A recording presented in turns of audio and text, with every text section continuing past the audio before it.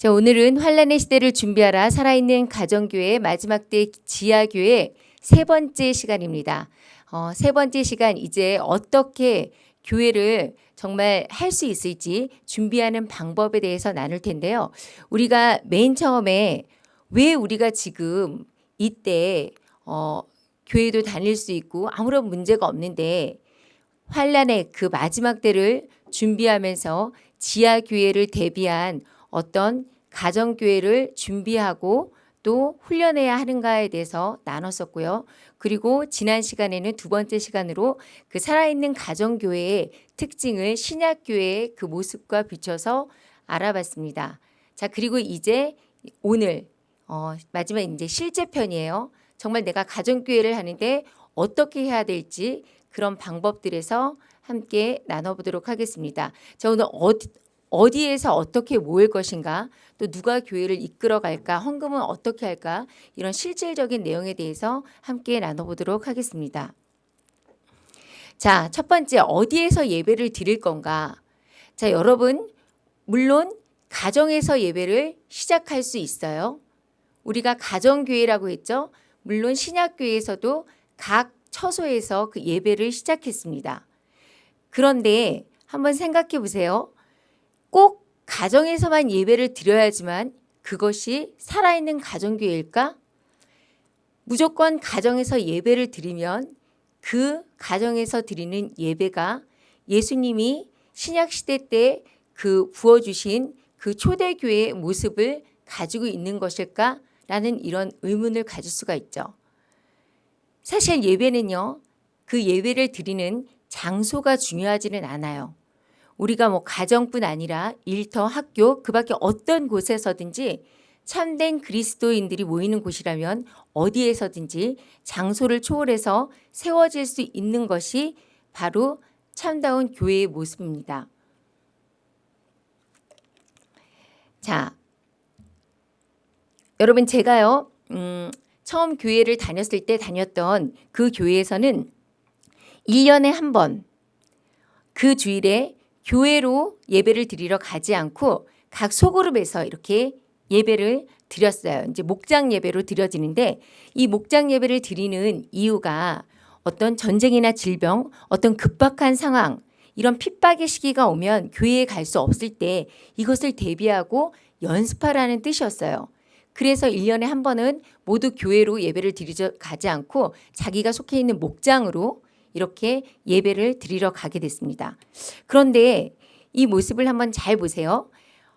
각 과정에서 목장별로 예배를 드릴 때 목자가 미리 교회에서 목사님이 녹화해 놓은 설교 영상을 가지고 와서 집에 텔레비전으로 그것을 틉니다. 그리고 교회에서 주어진 그 주보의 절차에 따라서 예배가 진행돼요. 자, 이렇게 어떤 시스템적으로 이런 예배를 드린다는 게 좀 이상하지 않아요? 여러분, 우리가 전쟁의 때에 전쟁이 갑자기 막 터졌어요. 예배를 드려야 되는데 교회로 막 뛰어가서 목사님 설교 영상을 받아올 수 있을까요? 그럴 수 없죠. 뭔가 약간 앞뒤가 맞지 않는 상황이라는 것을 알 수가 있었습니다. 어떤 준비된 프로그램이 없다면 예배를 드릴 수가 없다. 그러면 그 예배는 어떤 살아있는 그런 예배가 될 수 없는 거예요. 진정한 예배라는 건 어떤 프로그램을 따지지 않는다라는 거죠. 자, 그래서요, 우리가 이런 요즘 많은 교회, 제도권 교회들이 뭐 목장 예배, 셀 예배, 다락방 이렇게 해서 셀 교회, 아주 작은 모임들을, 소그룹 모임들을 갖다가 많이 하고 있는데요. 이 셀 교회의 창시자 이제 랄프 레이버라는 사람이 셀 교회를 창시했어요. 그런데 이 셀 교회와 가정 교회의 차이점이 있는데요. 우리가 이것을 한번 봐보면요. 자, 셀 그룹은요. 주중에 한번 그 셀 그룹 리더들이 소그룹 모임을 인도하게 되죠. 그리고 나서 이 셀 그룹 리더들 위에는 각 그 지역별 평신도 리더가 있어요. 그리고 그 위에 지역 담당 교역자들이 있고요. 그리고 그 교역자 위에는 담임 목사가 있어요. 그래서 담임 목사님의 그 대예배의 내용을 가지고 그 한 주간에 다시 소그룹을 통해서 서로 나눔을 갖게 되는 거예요. 자, 비록 소그룹 모임을 한다고 하지만 이거는 어떤 프로그램화된 그런 모습이라는 것을 우리가 알 수가 있습니다.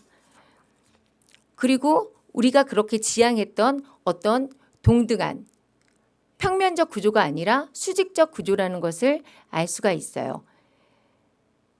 자, 이런 구조 속에서는 사실은 정상적으로 우리가 그 소그룹 자체가 교회라고 인정할 수가 없다라는 거죠. 이런 구조를 가지고 있죠. 자, 여러분 한번 이 뉴스를 잘 보세요. 3D 프린터로 이제 과일을 만든다라는 그런 기사가 나왔습니다. 자, 3D 프린터가 뭔지는 잘 아시죠? 그런데 이 3D 프린터로 만든 과일이 과일의 모양만 흡사한 게 아니라요. 그 출력된 과일이 진짜 유사한 그 과일의 맛과 향을 낸다라는 거예요. 그러면 이 정말 출력된 만약에 사과가 3D 프린터로 출력이 됐어요. 그러면 유사한 맛과 향을 낸다고 해서 그 사과가 사과 나무에서 딴 사과와 똑같을 수 있을까요? 이 사과 나무에서 열린 사과와 3D로 된 그 사과는 분명한 차이점이 있다는 걸 여러분이 알 수가 있습니다. 왜요? 3D 프린트로 된 사과는 더 이상 생명력을 가지고 있지 않죠. 하지만 사과 나무에서 딴 사과는 사과 속에 그 씨가 있기 때문에 그 씨앗을 심어서 그 씨앗을 통해서 다시 생명력을 만들어낼 수 있다는 거예요. 자, 여러분 이 랄프 네이버가요. 그 셀교회 지침서라는 자신의 책에서 어떻게 이야기했냐면요. 모임과 이벤트 중심의 교회가 가진 프로그램 지향적 성격이야말로 적절한 일정을 제시하고 흥미진진한 프로그램을 제공하는 것으로 삶의 교제를 대신해버린 핵심적인 주범이라고 이렇게 지적을 해요. 그러면서 이 이제 라이프 네이버는 셀 교회 중심들이 어떻게 셀 모임을 가져야 되는가라는 그 질문에 이 4가지 W를 진행하라고 얘기하는데요. 이 4가지 W는 뭐냐? 웰컴, 환영, 그리고 예배, 월십, 말씀, 월, 사역, 웍스라고 이렇게 구조화를 만들어서 알려주고 있어요. 그래서 이제 여러분들이 많이 참여를 해보셨겠지만 그런 셀 교회에 가면 처음에 아이스 브레이커라는 의미로 환영을 하죠. 그래서 서로 뭐 일상을 얘기를 해요.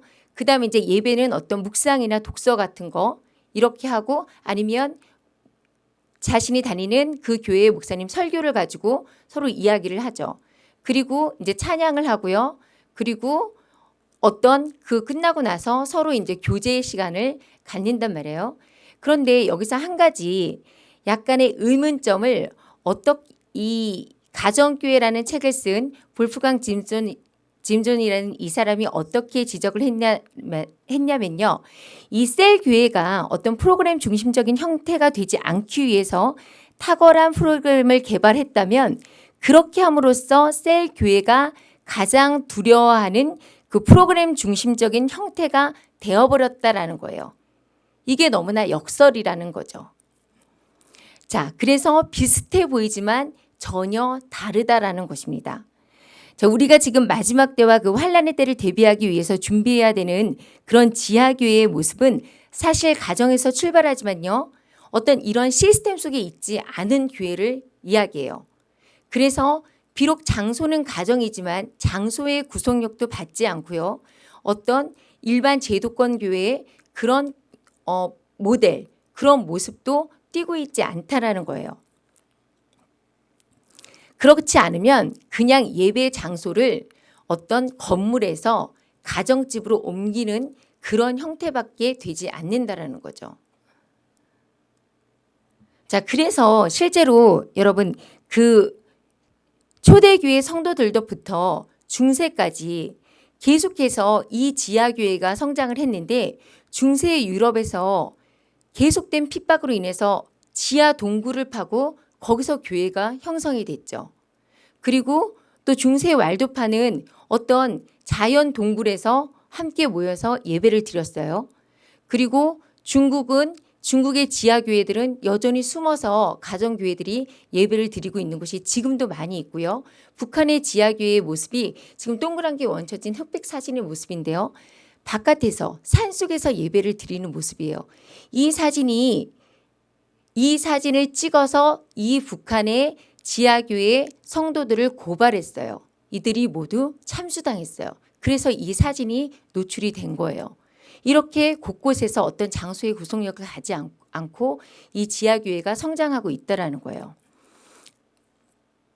비록 가정에서 여러분이 예배를 시작하고 직장에서 예배를 시작하지만 어떤 환란의 시기가 오면 그 장소는 어떠한 구속력도 갖지 않고 있다는 걸 여러분이 일단 전제 개념으로 가지고 있어야 된다는 겁니다.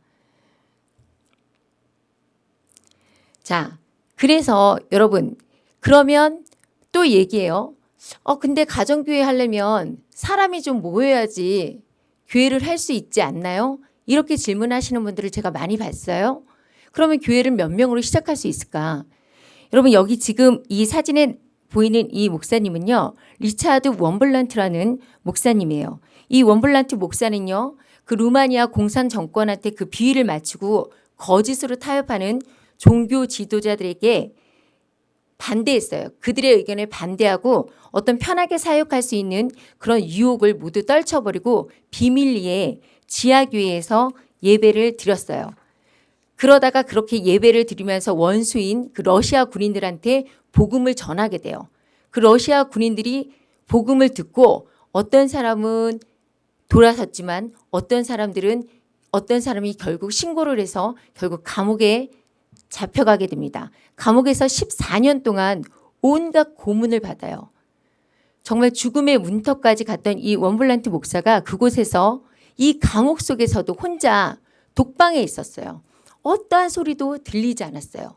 그런 감옥에 있을 때도 복음을 전했고 감옥에서 여러 사람들과 함께 있을 때도 복음을 전했다라는 거예요. 그렇게 예배를 드렸다라는 거예요. 단 한 명으로도 사실 예배는 드릴 수 있어요. 왜요? 여러분 스스로가 진정한 그리스도인이라면 여러분은 머리된 예수님이 머리이신 지체, 한 사람의 교회라고 할 수 있기 때문입니다. 자, 그래서 이 목사님이 이런 말씀을 하셨어요. 전 세계 그 순교자의 소리를 이 리처드 원블란트 목사님이 이렇게 설립을 했는데 어떤 예배가 무엇이냐라는 이 질문에 예배라는 것은 하나님의 뜻에 복종하는 것이다. 당신 자신이 등지고 하나님 편에 서는 것이 바로 예배다. 그러므로 가장 고귀한 예배는 자기 십자가를 지고 그분을 따르는 것이다. 이렇게 얘기하면서 주일이나 정해진 요일에 교회에 가서 예배에 참석하는 것, 혹시 구별된 시간과 장소에서 주님과 교제하는 것만 예배라고 생각했다면 감옥에서 사도 바울은 혼자였다 라고 말씀하셨습니다. 결국 여러분 가정이든 내 직장이든 어떤 곳에서든 우리가 예배를 드릴 수 있고 드려야 한다는 것입니다. 그리고 누구랑 같이 하는지 인원이 몇 명인지 그것은 결코 중요하지 않다라는 거예요. 자, 그럼 또 누가 교회를 이끌어 갈까? 자, 제가 만났던 분들 중에요. 그 자신이 다니는 교회가 WCC에 가입되어 있는 그런 교회였어요. 그런데 이 목사님께서 이제 교회가 WCC에 가입되어 있는 것뿐만이 아니라 설교 때 종종 WCC는 굉장히 성경적이고 하나님께 굉장히 축복받을 수 있는 의로운 길이다. 우리가 서로 연합해서 하는 것이 하나님의 뜻이다라는 그런 말씀을 공견하게 이렇게 설교를 통해서 말씀하시는 것을 들었어요. 마음속에 굉장히 부딪힘이 왔습니다. 과연 이 교회를 떠나야 되지 않을까? 그런데 그런 말씀이 계속되다 보니까 이제 드디어 이 집사님께서 결단을 하시고 그 교회를 나오기로 하셨어요. 그런데 막상 교회를 나와서 이 교회 저 교회 막 다니는데 어느 교회를 가야 할지 모르겠는 거예요. 뭐 한 교회를 가면 이상한 뭐 북한을 지원해야 된다는 그런 이야기 하시고, 또 어떤 교회에서는 뭐 동성애를 지원하고, 어떤 교회에서는 헌금만 막 강요하고, 이러다 보니까 이 집사님이 이제 어떻게 해야 되나, 자기가 이제 교회를 찾을 수가 없는데 내가 어떻게 해야 하나, 이렇게 고민에 빠져 있었어요. 그래서 제가 이제 그 집사님께, 그러면 집사님 한번 집에서 가정교회를 시작해 보세요 라고 이렇게 권면을 했습니다. 근데 이 집사님께서 굉장히 고개를 갸우뚱거리는 거예요. 그러면서 뭐라고 말씀하시면, 아니 저희 집에는 신학 공부한 사람이 없어요. 전도사도 없고 목사님도 없는데 어떻게 가정 교회를 할 수가 있어요. 뭐 예배는 제가 드리지만 어떻게 가정 교회를 하나요? 이렇게 아주 난색을 표하는 걸 제가 들은 적이 있어요. 자, 여러분 가정 교회에서요, 사역자가 누구냐고 만약에 묻는다면 모든 지체가, 그 가정 교회를 구성하고 있는 모든 지체가 사역자라고 말할 수가 있어요. 예를 들어서 한번 중국의 지하교회를 여러분 한번 예로 보겠습니다.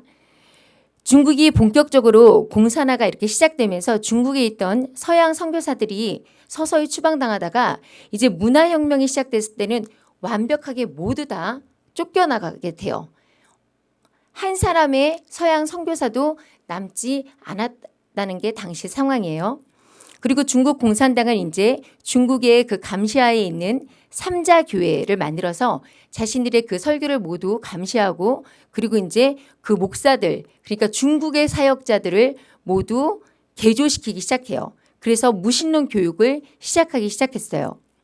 엄청나게 기독교는 핍박을 받게 되고, 거의 뭐 나와가지고 인민재판, 이렇게 재판을 받게 되는 그런 실정이었어요. 그래서 이제 여러분 그 1958년에 마오쩌둥의 부인 이 장칭이 외국 방문객들한테 어떻게 얘기했냐. 중국의 기독교는 박물관의 역사 전시실에 가야 볼 수 있습니다. 이미 죽어서 장사 지냈거든요 라고 이야기를 했어요. 실제로 1970년대에 중국을 방문했던 미국의 기독교 대표단은 중국에는 더 이상 기독교인이 없다라고 이렇게 보고를 하게 됩니다.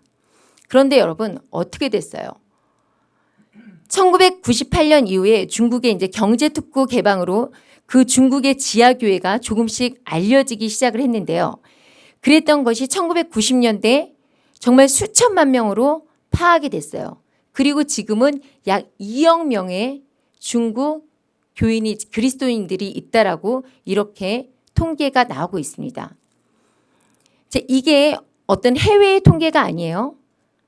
어떤 중국 내에서도 자체적으로 약 이 정도의 인원이 지금 그리스도교다, 기독교다라고 이렇게 추산을 하고 있다라는 거죠. 그러면 여러분 어떻게 이렇게 교회가 성장할 수 있었을까? 뭐 70만 명에서 약 2억 명, 엄청난 발전을 한 거죠. 아무도 성경을 가르쳐주는 사람이 없었어요. 성경책도 구할 수 없었어요. 성경책이 발견되면 그 자리에서 고문을 당하고 인민재판을 받는 그런 상황이었어요. 그런데도 불구하고 이렇게 그리스도인들이 늘어났다는 것은 뭘 말하는 걸까요? 누가 도대체 교회를 이끌었을까요? 누가 이끌었어요? 예수님. 바로 성령의 역사 외에는 이것을 어떻게 증명할 수 있는 방법이 없다라는 거죠. 자, In this church, the 여러분 people 이 wake up at 영상은요 4:30 to come together for 2 hours to pray and worship. 1990년도에 They do 이제 this 한 every day. 외국 방송사가 이제 중국의 지하교회에 들어가서 This 촬영을 church 한 meets in the only 모습이에요. place they're safe. 이 중국의 A cave. 지하교회의 모습들은 정말 우리가 알고 있는 그런 모습과 달라요. 여러분이 그 신약교회를 본다면 이 중국의 지하교회 이 모습을 본다면 느낄 수가 있는데 This church meets on a farm. far away from prying eyes. 동굴에서 예배를 드리고요. 농장에서 몰래 모여서 예배를 드렸어요. 그런데 그 속에 기쁨이 Here's an 있었어요. example of an underground church 자, 그리고 outreach. 이거는 The people sitting are 전도 Christians. 현장의 The 모습이에요. people who are 엄청난 standing are 사람이 있죠. not. 앉아 있는 사람은요 This particular 그리스도인들이고 preacher was 서 once 있는 crippled, 사람들은 but was 믿지 healed 않는 when someone 사람들이에요. prayed for her. She now preaches the good 사람이 news of 이제 Jesus 자신의 to 간증을 anyone who will 하면서 listen. 간증을 In 하고 this 있어요. particular meeting, over 1,000 이때 people 약 became 1000명 Christians. 정도가 개종을 했다라고 이렇게 멘트가 나오고 있습니다. 어마어마한 숫자죠. One thing I quickly realized about the Chinese church is that it's a lot 지금도 different 이 from the 젊은 American 사람들 one. 곳곳에서 For one thing, 자신의 they think a 학원을 4-hour sermon is short. 뭐 음악 In 학원이라고 this church 하는데 service, 사실은 it's 그것이 120 신학교인 degrees 곳이고 inside 이렇게 the building. 숨어서 예배를 The 드리는 people 곳이 meet for 많이 12 있어요. hours straight. 이곳에 어떤 목사도 없어요. 어떤 찬양 사역자 있지 않아요. 자신의 감동으로 함께 Dennis told me one 찬양하고 story about a time he went to a very remote village in China to preach. 이때 한 이제 He was led into a 미국 large 목사님이 room where 이 the people were 지하교회에 packed so 들어가서 closely together 설교를 that 하게 he had his 됐어요. back to the wall and could reach out and 그런데 touch 이 the row in 몰려있는 front of him. 사람들 Everyone stood. 얘기를 There was no 하는데 room to 뭔가 sit. 이상한 거예요. 이 He asked how long he 사람들이 should 성경책이 preach 없었어요. for, and they told him from 8:30 to 7 at night.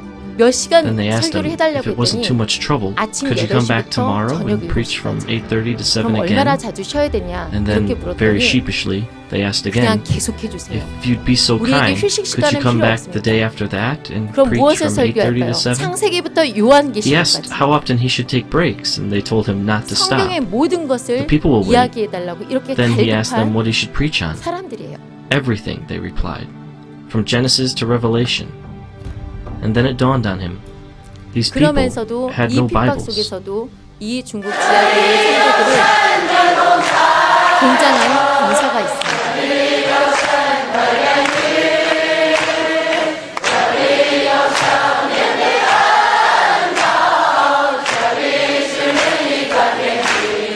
허름한 집에서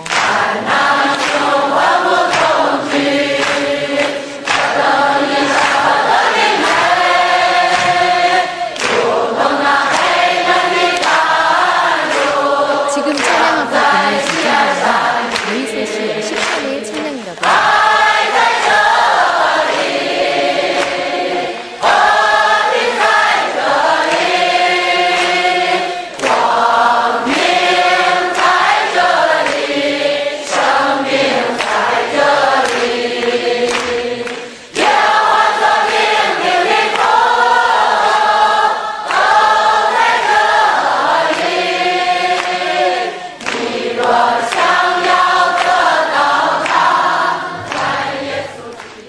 자, 제가 그리고 또 어떤 최근에 그 중국 지하교회를 방문했던 한 어떤 형제의 그 방문 간증 기록이 있어서 제가 잠시 그 알려드릴 텐데요. 이분이 이렇게 편지를 썼어요.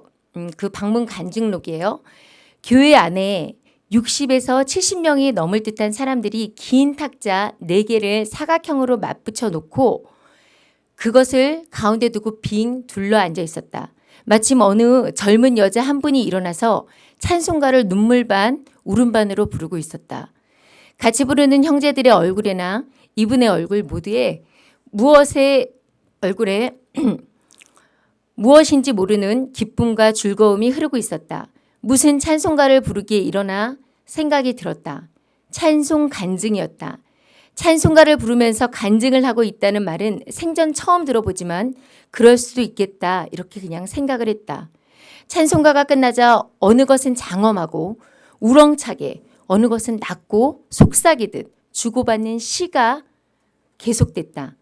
이 시는 시편 가운데 있는 시가 아니고 주님의 사랑을 깨닫고 그의 영안에서 주님을 찬양해내는 찬송시라고 통역가는 이야기했다.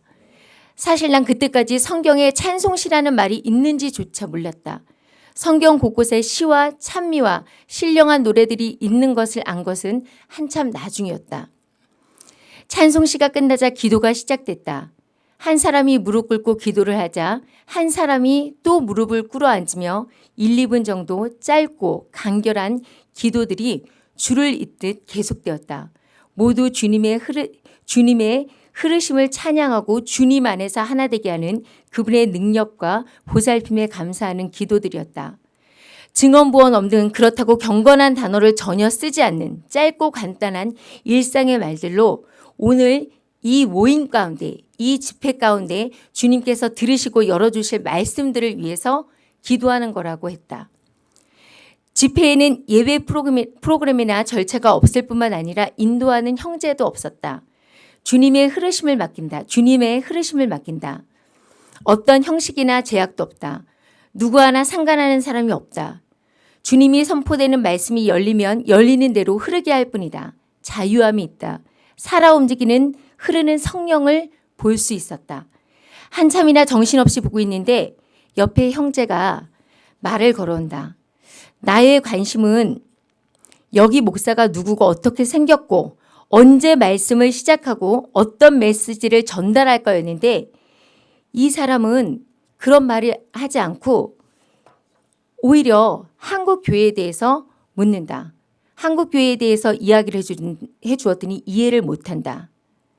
그런데 내가 아무리 기다려도 전체의 주목을 받으면서 누군가 설교를 시작하려는 기미가 없었다.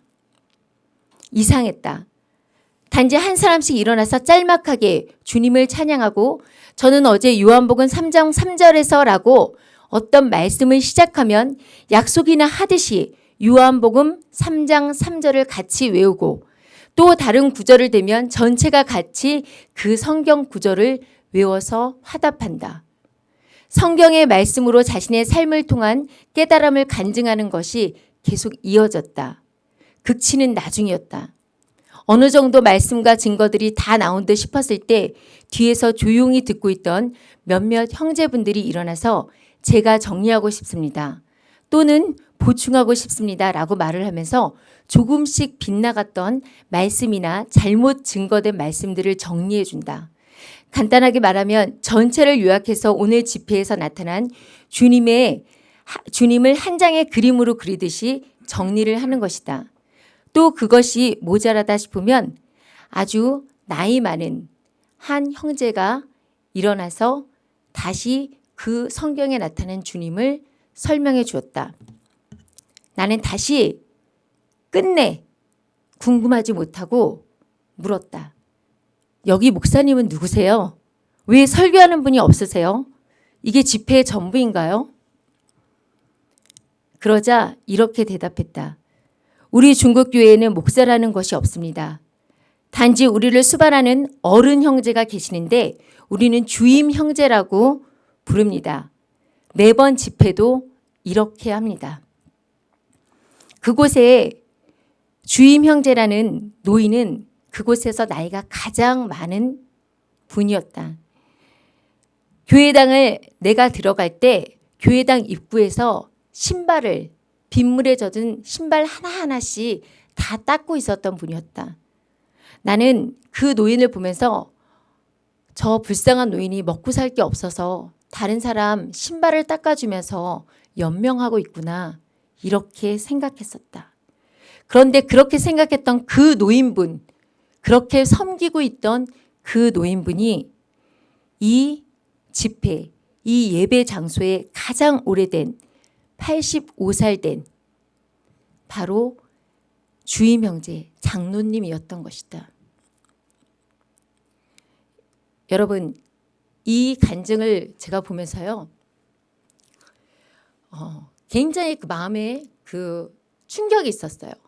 사실 정말 우리가 그 성경을 통해서 보지만 정말 이렇게 진행할 수 있을까? 이런 의심을 가질 수도 있잖아요. 그런데 실제 중국의 지하교회에서는 이렇게 교회가 만들어지고 있다라는 것이에요. 정광훈 목사님도 이렇게 증언을 하셨죠.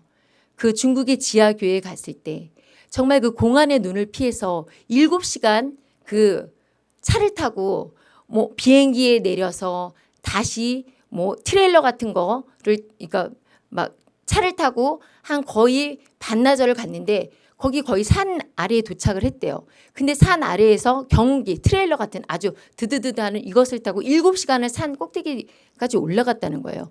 그곳에 예배 처소가 있었다는 거죠. 그래서 아니 왜 이렇게 올라가냐 그렇게 물었더니 공안이 힘들어서 못 쫓아오는 곳에서 예배를 드린다.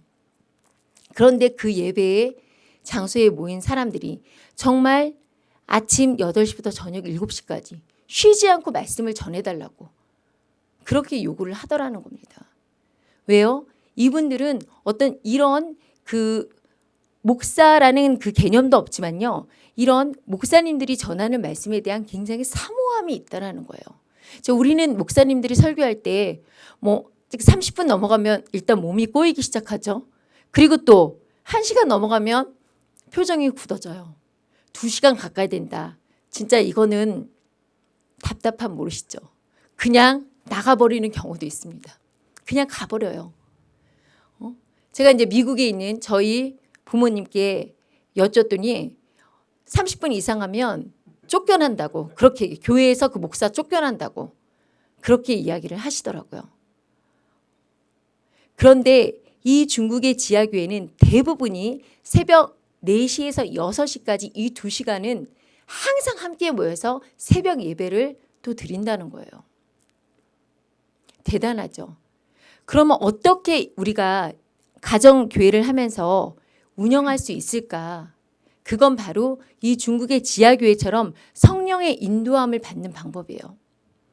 정말 마지막 때에 정말 이 제도권 교회가 모두 타락되고 그 교회들은 정말 적 그리스도의 그런 표를 받지 않으면 갈 수 없는 그런 교회가 되었고 우리들은 정말 지하에서 정말 테러리스트로 근본주의자로 낙인찍혀서 정말 제거되어질 대상으로 이렇게 찍혔을 때 우리가 지하에서 예배드릴 때 그때 우리는 반드시 성령의 인도함을 받아야만 한다는 겁니다. 그러기 위해서 지금 우리가 또 가정교회를 세우고 그 교회에서 훈련을 하는 거죠. 미리 하나하나 훈련을 해보는 거예요. 그러면 지금은 사실 은혜의 시간이잖아요. 이때 우리는 어떻게 해야 되냐. 지금 우리가 가정교회를 하면서는 여러 가지 방법들이 있어요. 물론 말씀과 기도를 통해서 점점 이 성령이 부어지시는 그 지혜의 영, 지식의 영을 통해서 우리가 이 영적인 그 능력을 확장시켜 나가야 되겠죠. 그리고 또 두 번째, 그리스도 중심의 말씀이 담긴 CD나 MP3 그리고 요즘 너무나 잘 돼 있죠. 유튜브. 이 유튜브 방송을 활용하는 거예요. 그래서 깨달은 것, 마음을 움직이는 것, 자극을 준 것들을 서로 나눌 수 있다는 거예요. 그런데 여러분 정말 그 환란의 때를 대비하기 위해서는 이 유튜브의 이 방송들은 사실은 각자 또 따로 저장해서 보관하는 것이 좋은 방법이라고 저는 생각을 해요. 그리고 어떤 큰 교회와의 네트워크 이런 것이 아니라 정말 작지만 진리 안에 있는 교회들, 이런 가정교회들, 전 세계에 있는 지하교회들과 네트워크를 형성할 수 있어요. 여러분이 그 유튜브나 이런 것을 통해서도 그 네트워크를 만들 수가 있습니다. 그리고 예배를 할 때 특별하게 말씀을 설교하는 사람이라든지 찬양 인도자는 세울 필요가 없어요. 그럼 어떻게 하냐? 처음에는 돌아가면서 자신에게 특별했던 내가 이제 삶을 살아가면서 이 찬양, 이 말씀과 비춰서 내 이 찬양, 이 성경 구절이 나에게 너무나 의미가 크다라고 할 때 그것을 준비하고 그렇게 하나님께 찬양을 드리면서 내가 하나님을 어떻게 보게 되었는지 내가 하나님 앞에 어떤 존재인지를 깨달은 것을 함께 나누면 돼요. 그게 바로 성경에 나와 있는 시와 찬미와 신령한 노래들로 서로 화답하면서 혼자만 하는 게 아니에요. 그러면 내 일상이 우리 각자의 일상이 모두 항상 월요일부터 주일까지 예수 그리스도에게 하나님께 포커스가 맞춰져 있어야 되겠죠. 이렇게 서로 화답하면서 마음의 노래로 주께 노래하며 찬송 드리라는 겁니다. 자, 그리고 이제 만약에 이렇게 우리가 이제 가정에서 예배를 드린다. 그러면 물론 실질적인 여러 것들이 있죠. 뭐 이 모임의 장소를 정하는 것이나 또 이런 것들이 있을 텐데요. 자, 그러면 의사결정은 어떻게 해야 되나? 우리가 공동체가 있다 보면 어떤 의사결정을 해야 되는 일들이 생겨요. 이때 그러면 초대 교회는 어떻게 결정을 했나를 보면 이에 사도와 장로와 온 교회와 리더 한 사람이 하지 않았다고 했어요. 온 교회가 만장일치로 결정하였노라라고 했습니다. 다수결의 원칙 굉장히 여러분 좋아하시죠? 다수결의 원칙이 항상 진리일까요? 다수결의 원칙이 항상 옳은 것일까요? 그렇지 않아요. 다수가 주장했지만 그것이 악법인 경우 지금 국회에서 그것을 하려고 하는 거잖아요. 우리나라 국회에서 연동형 비례대표제, 공수처법, 악법 중에 악법인데 그 악법을 다수결의 원칙으로 통과시키려고 하고 있어요. 다수결의 원칙은 민주주의에서 어떤 의사결정을 할 때 필요한 방법으로 선택한 채택이 아니지만 그것이 옳은 방법은 아니라는 거예요. 초대교회에서는 모든 사람이 만장일치로 결정했다. 이것이 어떻게 만장일치로 결정할 수 있을까? 여러분 어떻게 만장일치로 결정할 수 있을까요? 서로 합의의 덕을 세운 거예요. 어떤 합의의 덕을 세웠냐? 어떤 잠깐 모여서 의견을 나누는 것이 아니라 어떤 교회 내에 문제가 생기면 충분한 시간, 4-5시간이든 충분한 시간을 가지고 서로 모여서 서로 충분한 이야기를 통해서 반대 의견들을 청취하고 그것에 대해서 좋은 의견을 나누는 다음에 만장일치로 결정했다라고 돼 있어요. 그래서 피차 합의하에 덕을 세우는 것, 그것이 바로 의사결정의 방법이라는 것입니다. 자, 한번 그럼 조금 더 실용적인 어드바이스를 한번 해볼까요? 우리가 이제 가정교회를 만들었어요. 뭐 가정이 한 3가정, 4가정 이렇게 모였어요. 아니 우리 만약에 이렇게 한 가족이 모여도 그래요. 아빠랑 엄마랑 아들이랑 모였다고 볼게요. 이렇게 셋이 모였다고 해서 아버지가 목사로 해서 아버지가 앞에 서서 인도하고 우리는 이렇게 소파에 앉아갖고 또는 의자에 앉아서 이렇게 듣기만 하고 있는 것, 그 예배의 모습이 아니라는 거죠. 어떻게 그럼 좌석 배치를 하는 것이 좋냐? 자, 이 제가 2가지 방향을 좀 제시를 하는데요. 처음에는 이렇게 동그랗게 앉는 게 제 생각에는 좋은 것 같아요. 그런데 조금 더 이렇게 사람이 많아지면 원 하나로 사실은 어렵죠. 이럴 때는 어떤 사각형 구조. 그런데 사각형 구조에서 이렇게 제가 이 모퉁이는 다 비워뒀어요. 이것은 이제 급한 일이거나 오고 가는 그 통로를 가급적 비워두라는 거예요. 그래야지만 서로가 그 방해를 받지 않고 예배를 진행할 수 있다라는 거죠.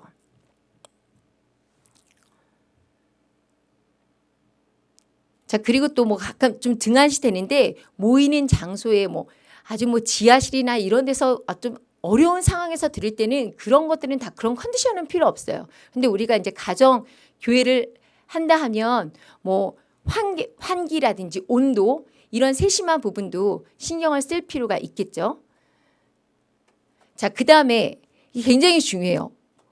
어떤 모임의 시간을 정확히 지켜라. 적어도 모임을 함께 나눌 때는 20분 전에는 그 모임의 장소에 모두 도착할 것을 권하는 것이 좋아요. 그리고 만약에 이제 정확하게 시간이 됐는데 늦는 사람이 있다. 그러면 기다리지 마세요. 기다리지 말고 정해진 시간에 예배를 시작하세요. 왜? 이렇게 정해진 시간에 예배를 시작할 때 늦는 사람들이 늦으면 안 되겠다라는 생각을 가질 수 있어요. 그런데 그럼에도 불구하고 계속해서 늦는다. 그럼 그 시간에 문을 잠그세요. 왜? 예배는 준비되어져야 되기 때문입니다. 그리고 모임이 끝나고 돌아가기 전에는 다음 모임의 시간과 장소를 정하고 꼭 강구를 해야 하죠. 3번째, 모임을 한 후에는 꼭 함께 뒷정리를 하는 것을 권합니다. 만약에 저희가 가정을 돌아가면서 가정교회에서 그 공동체의 그 가정들이 돌아가면서 예배를 드린다고 한번 생각해 봐요. 그런데 모임의 장소를 제공하는 가정에서 항상 청소를 해야 되고 모든 것을 다 뒷정리를 해야 된다면 불만이 나올 수밖에 없어요. 항상 함께 뒷정리를 함으로써 서로에게 도움이 되는 그런 역할을 하라는 겁니다. 그리고 만약에 새로운 방문자가 왔을 때는 자신을 소개할 수 있는 그런 기회를 줘야겠죠. 그리고 함께 음식을 나누라. 이게 굉장히 또 중요한데요. 함께 음식을 나누는 것이 어떻게 보면 굉장히 귀찮은 일이에요. 그렇지만 여러분 이 초대교회의 모습들도 그렇고요. 이 음식을 나누는 것을 굉장히 중요하게 생각했어요.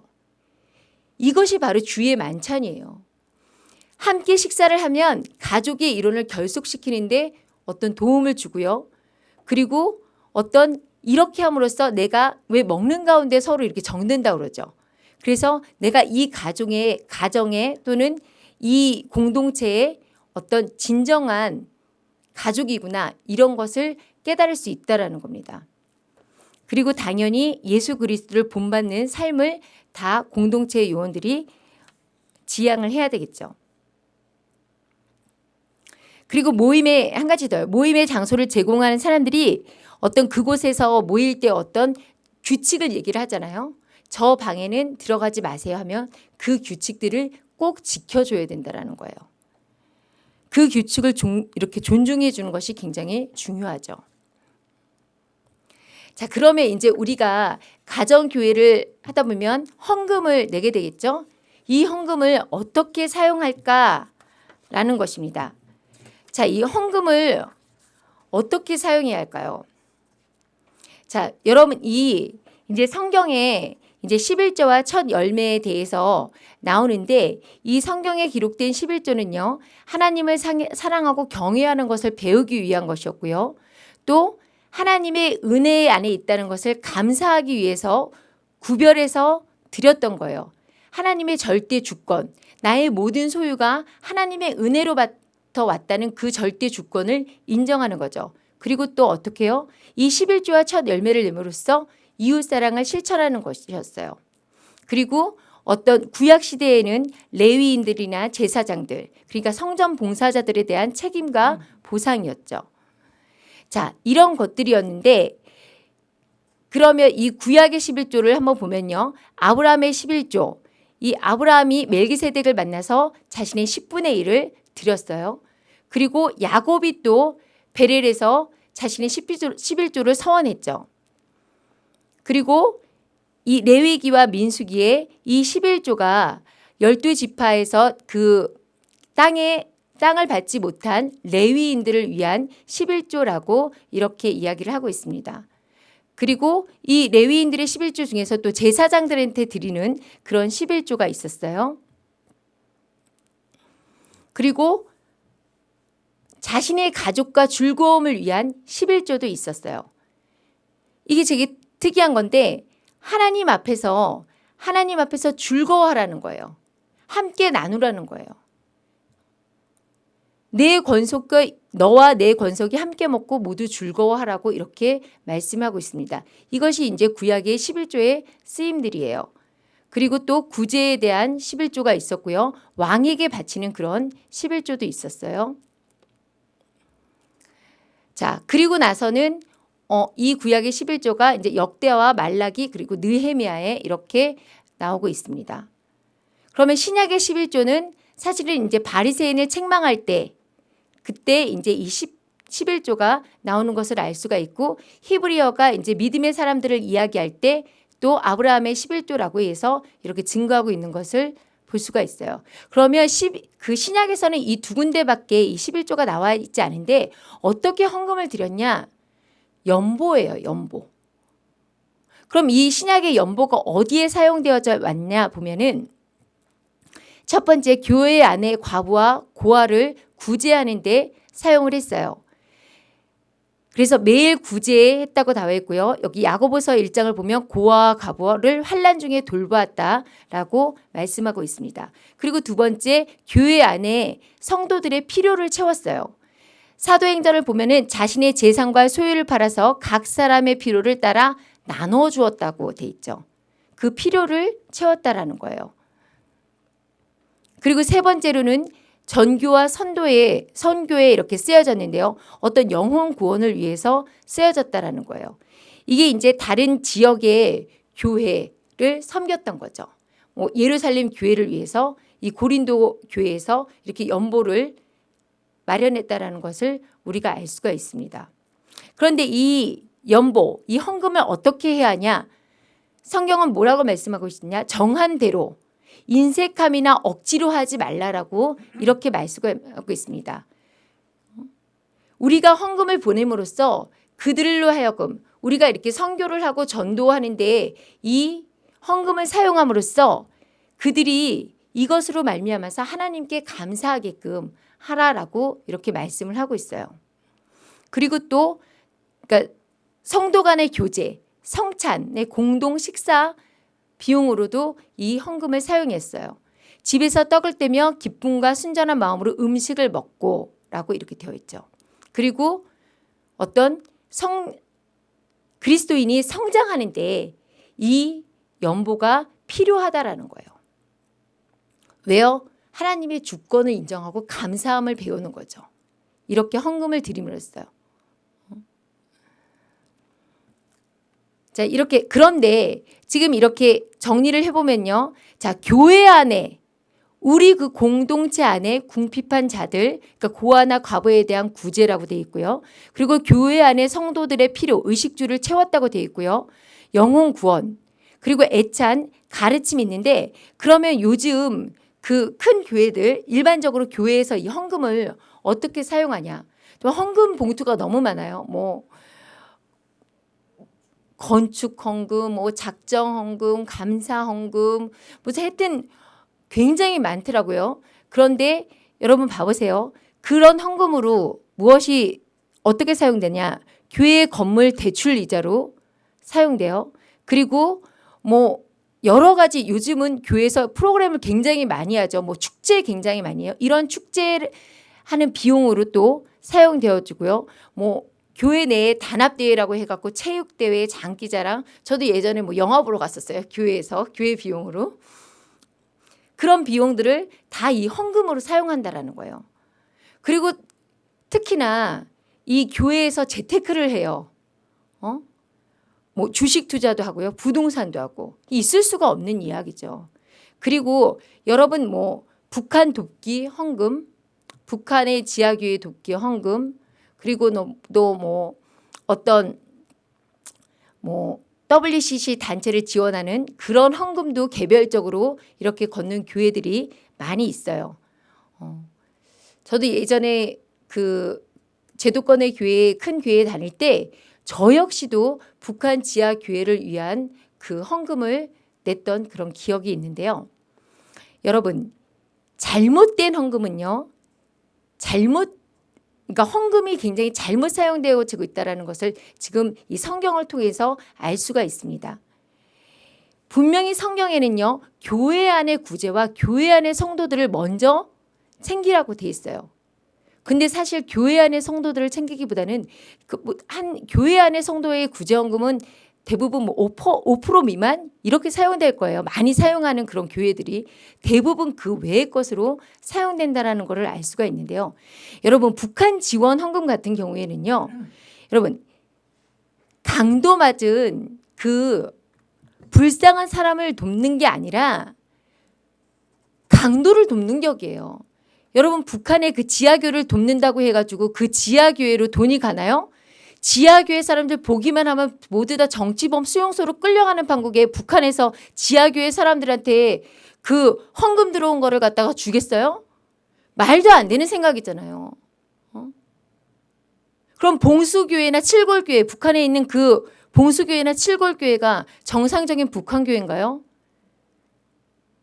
예수님이 다시 살아나셨다라는 것은 과학적이지 않다라는 게 그 교회 목사님이 하신 말씀이에요. 그게 어떻게 성경적인 교회예요? 김일성이 김정일이 바로 하나님이라고 말하는 교회가 봉수교회 칠골교회라는 거죠. 이 교회를 지원한다라는 것은요. 결국 북한 공산당을 지원한다라는 거예요. 이 헌금의 용도를 잘 생각해보고 사용해야 한다는 거예요. 자, 그러면 우리가 가정교회에서 우리가 실질적으로 가정교회에서 가정교회를 운영할 때 이 헌금을 어떻게 사용할까? 교회 내 어려운 가정을 도와야겠죠. 갑자기 이제 경제 상황이 굉장히 지금도 안 좋아지고 있지만요. 앞으로도 경제 상황이 더 급격하게 안 좋아질 수 있어요. 경제 공황이 올 수도 있는 상황이에요. 뭐 성경에 이미 경제 공황, 기근을 요한계시록에 계시하고 있잖아요. 그러면 수많은 실직자들이 어려움을 겪고 지금 목숨을 끊고 있는데 우리 교회 내에, 우리 공동체 내에 실직한 사람이 있다. 그런 형제가 있다 하면 그 형제를 돕는 게 맞다라는 거죠. 실제로 저희 교회에서 저희 공동체의 한 지체 가운데 갑자기 직장을 그만둔 경우가 있었어요. 그 형제 가정을 위해서 일정 금액을 계속 지원을 했어요.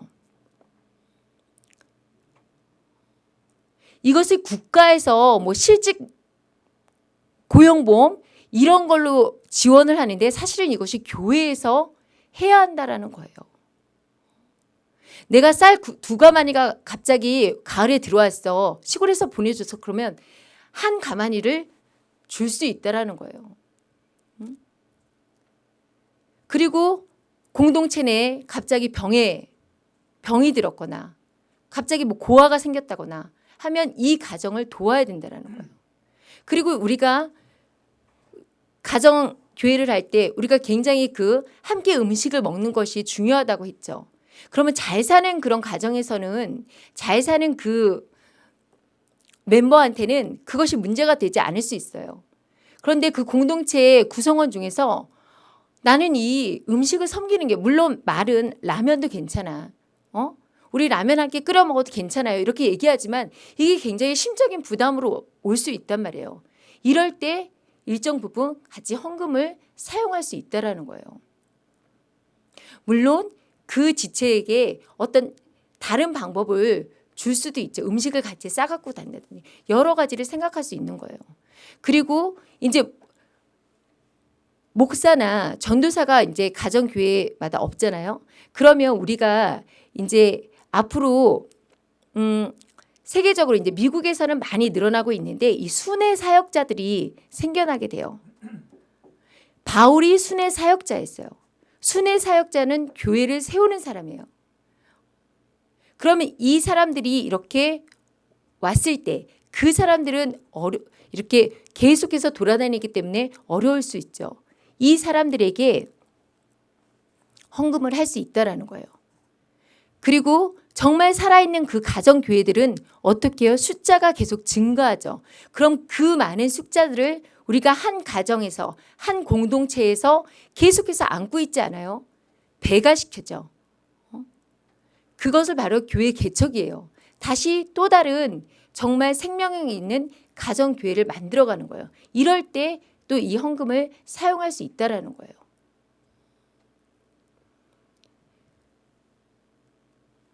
자, 여러분, 우리가 이제 여러 가지 이제 실질적으로 지하교회를 준비하면서 내가 정말 가정교회를 한다고 할 때 여러 가지 문제가 있겠지만 지금은 도전해 볼 수 있는 시간이라는 걸 알 수 있어요. 지금 우리에게는 해볼 수 있어요. 우리나라가 만약에 지금 저 좌파들의 주장대로 정말 그대로 낮은 단계 연방제에 가서 정말 어떤 오히려 북한과 중국에게 흡수되는 그런 통일이 된다면 우리는 북한과 중국의 기독교인들을 보면서 우리의 미래를, 우리 자손들의 미래를 예측할 수 있습니다. 그래서 지금 한국 교회, 깨어있는 교회들이 광화문에 매일매일 나가서 외치고 있는 거예요. 교회가 왜 정치하냐? 그게 아니에요. 이 나라에게 주어질 그 핍박을 알기 때문에 한 번이라도 더 나가서 그 불의함을 알리고 있다는 거죠.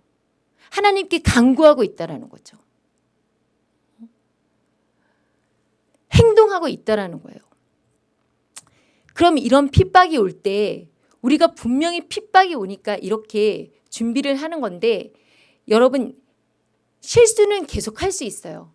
하지만 가정교회를 직접 하면서 정말 한 걸음을 내딛는 게 굉장히 중요해요. 여러분 저런 요한계시록에 나와 있는 그 핍박이 앞으로 언제 올지 모르죠. 그렇지만 먼 훗날의 일이라고 여러분이 생각하신다고 해도 제가 아는 그 집사님처럼 WCC, WEA에 가입된 그런 교회에 다니시는 분들, 그런 교회에 다니시는 분들은 당장 나와야 돼요. 그 교회에 헌금 내면 안 돼요. 나의 헌금이 어떻게 쓰여지는지 모른다는 것은 너무나 무책임한 일이에요. 그것이 적그리스도의 세력을 키워주고 있다는 것을 아신다면 여러분은 그 교회에서 나오셔야 된다는 거예요. 그리고 또 이렇게 북한에 지원하고 있는 참 좌파교회들이 지금 광화문에 나가는 그런 목사님들, 교회 성도들을 보고 교회는 정치하면 안 된다라고 이야기하는데 이 좌파교회의 현수막을 보세요. 교회가 왜 FTA에 대해서 얘기합니까? 국가보안법 왜 얘기합니까? 이게 좌파교회거든요. 그리고 지금 나라의 어떤 안보 상황은 상관없이 무조건 평양의 심장병원 내년에 완공하겠다. 합법적으로 북한에 돈 대주겠다. 이런 교회에 있으시다면 여러분들 깨어나시고 가정교회로 나오셔야 된다는 거예요. 가정교회로 힘드시면 광야교회로 가시면 돼요. 청와대 광야교회로 가시면 된다는 거예요. 여러분 정말 여호와의 날, 주의 날이 언제 올지 모릅니다. 당장 내일 심판의 불이 떨어진다 해도 우리들 중에 어느 한 사람 너무 일러요라고 항의할 수 있는 사람이 없어요. 이 심판이 다가올 때 정말 예수님이 정말 그 교회를 위해서 교회를 탄생시키기 위해서 희생하셨던 그 예수님의 그 말씀을 붙잡고 우리가 그 예수님의 제자된 삶을 살아가길 원합니다. 아닌 것이 아니라면 내가 잘못된 것이라는 것을 깨달았으면 비록 지금 당장 어렵고 혼란스러워도 그것을 박차고 나올 수 있는 게 진정한 그리스도인이에요. 내 목에 칼이 들어와도 아닌 것은 진리가 아닌 것에 대해서는 아니라고 주장할 수 있는 저와 여러분이 되시기를 축복합니다. 그래서 정말 마지막 때 교회를 통해서 지옥불로 떨어지는 그런 교회의 리더들이 되지 말고 정말 살아있는 오직 십자가만을 붙잡고 가는 그런 교회에 숨겨진 그런 리더들이 되시기를 축복합니다.